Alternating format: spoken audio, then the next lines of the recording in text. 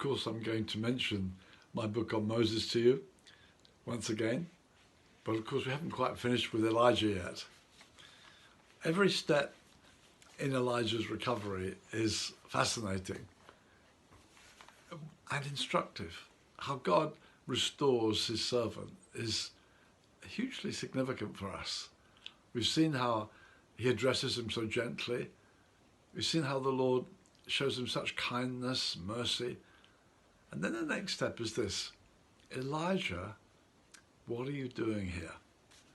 Now that is, I find really fascinating, because when a man is as low as Elijah got, it's almost like he loses his identity. I'm just a blob. I'm just a waste of time. I need to die.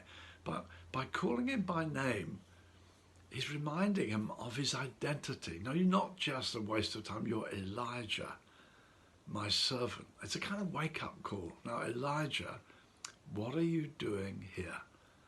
I'm looking for you to respond.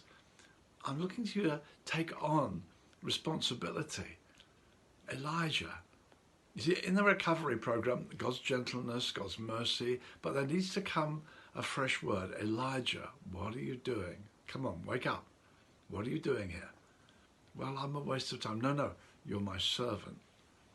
And then comes this tremendous fact that he gets a fresh commission. Some people haven't quite looked closely enough. They think, well, it's the end of Elijah, so Elisha comes now. Well, not quite. You'll find there's quite an overlap, some years of overlap, where Elisha works with Elijah. One of the things God says to him is go and prepare Elisha. What you mean? Yeah, I want another one like you, another one like me. Yeah, I want you to mentor him. I want what you have learned to be given to him. The spirit that's on you is going to be on him. You mean I have significance? Yes, you have significance.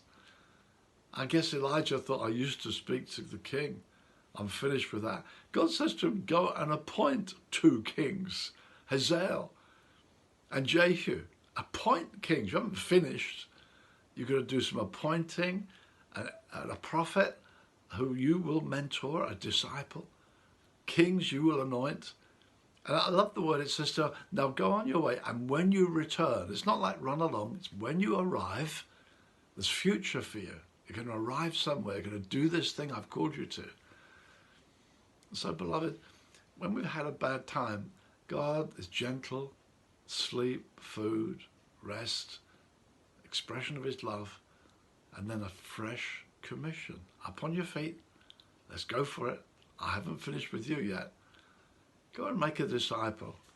Wonder if Elijah had come too much into that I only am left mentality. He needed to be thinking about another person. Go and disciple somebody. Maybe you need to see that. Maybe you've been shut in on yourself a bit, especially during this time of the lockdown. God wants us to make disciples. We start caring for others. It's a great healing for us, as well as a great fulfilling of God's purpose.